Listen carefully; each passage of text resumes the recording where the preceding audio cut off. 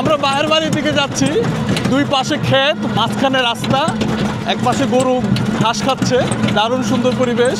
এবং সবচেয়ে মজার বিষয় হচ্ছে আমাদেরকে যে গাড়ির যে ড্রাইভার, সে 11 বছরের একটা ছেলে। দারুণ এক্সপিরিয়েন্স, দারুণ।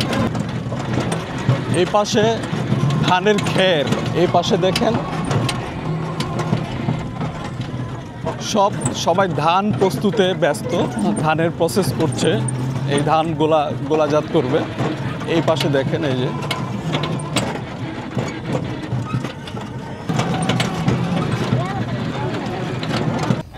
প্রিয় দর্শক, আমি এই মুহূর্তে বাহিরবালিতে আছি। আমার কিছু ভাই ব্রাদারের সাথে দেখা হয়ে গেল। তারা কাজের ফাঁকে টিফিন করছে আর কি। এই যে এক ভাই, ভাইয়ের বাড়ি কই? বাহির বালি এলাকাতে। আচ্ছা আচ্ছা আচ্ছা, তোমার বাড়ি কোন জায়গা ভাই? বাহির বালি না? আচ্ছা, নাস্তা টাস্তা কি হইলো? লাড্ডু টাড্ডু না? আচ্ছা, অনেক সুন্দর ঝলমলে একটা দিন। কি বলে ভাই, কি বলে? আমাদের সাংবাদিক। এই যে আমরা এক সাংবাদিক ভাইকে পাইলাম। সবাই হাততালি। দারুণ দারুণ। এই যে কাজের ফাঁকে, হ্যাঁ, এত কষ্টের পরেও, এই তপ্ত রোদে কাজ করার পরেও তাদের মুখে যে কি সুন্দর হাসি, আসলে এটা কাছে না আসলে দেখা যায় না। এই কই যাও তোমরা? নাম কি ভাইজান? ট্রাক্টরে। আমার ছেলের নাম হচ্ছে সৈয়দ কে সজীব। বাড়ি কোন জায়গা? বাড়ি এখানে। আরে চলো বাড়ি যাই, তোমার চলো। আমরা এক ছোট বাইরে পাইছি, ওর বাড়িতে যাবো এখন। ঠিক আছে, ধান সিদ্ধ হচ্ছে না? এই পাড়াটার নাম কি? এই পাড়াতে বাহির হাজিবাড়ি। বাহির বাড়ি হাজিবাড়ি না? আচ্ছা আচ্ছা।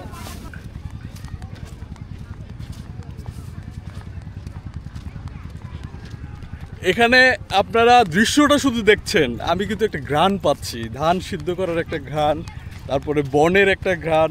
দারুণ দারুণ। এটা আসলে এখানে না আসলে কেউ কখনো বুঝবে না। এটা শুধু স্মেল তো আর দেখা যায় না, স্মেলটা আমি পাচ্ছি আর কি। দৃশ্যটা হয়তো আপনারা দেখতেছেন, সুন্দর একটা দৃশ্য। এখানে ধান সিদ্ধ করতেছে আপারা, এই যে দেখেন, দারুণ এক সুন্দর দৃশ্য। এই ধানগুলোই আবার তারা ওই রোদে শুকাতে দিবে। এই যে দেখেন, দারুণ সুন্দর দৃশ্য। সবাই ব্যস্ত, আসলে সবাই ব্যস্ত।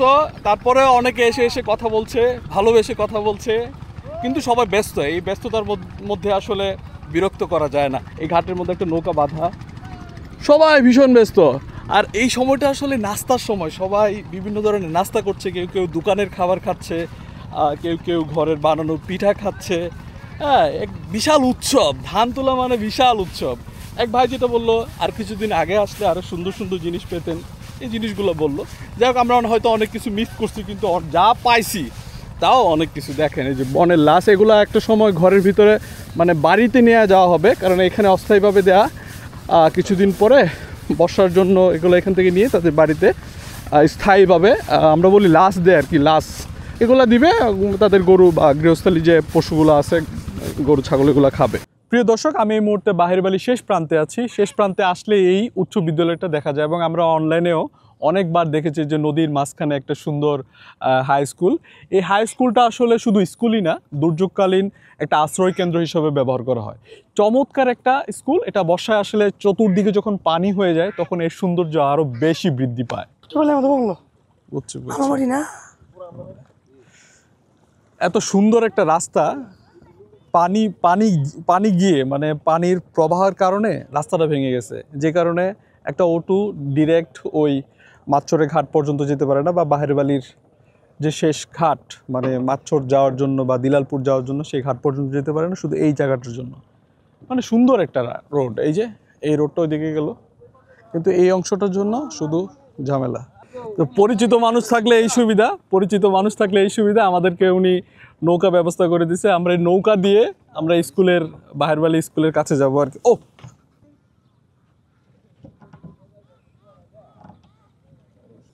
হাঁসগুলো বসে বসে বিভিন্ন ধরনের খাবার, ধান টান খাচ্ছে। ওই পাশে কত বড় একটা বক দেখা যাচ্ছে, আর জমির মাঝখান দিয়ে এরকম বিদ্যুতের লাইন চলে গেছে মাইলের পর মাইল। দারুণ। এটা কি তোমার হাই স্কুল, প্রাইমারি স্কুল? এটা প্রাইমারি স্কুল? হ্যাঁ, প্রাইমারি স্কুল এবং হাই স্কুল পাশাপাশি। মানে যারা এখানে প্রাইমারি স্কুলে পড়তে আসবে, প্রাইমারি পাশ করে হাই স্কুলে ঢুকে যাবে, খুব কাছে, তাই না? দারুণ দারুণ কালারটা করছে, ডিজাইন সব মিলে দারুণ সুন্দর। না, আজকে শুক্রবার হওয়ার জন্য এটা বন্ধ।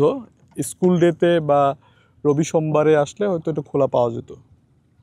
এই তোমার নাম কি বাবু? তোমরা আমার কাদার মধ্যে নামাই দিও না, একটু ভালো জায়গায় নামাইও। ইয়াসিন, সুন্দর নাম। ঠিক আছে, ধন্যবাদ ধন্যবাদ। ধরো, হ্যাঁ আমি লাভ দিচ্ছি। আমরা যেটা ইন্টারনেটে দেখি, যেই স্কুল ইন্টারনেটে দেখি, সেই স্কুল এখন একদম নিজের চোখে দেখছি, আপনাকে দেখাচ্ছি। দারুণ, দেখেন, ওরে আল্লাহ,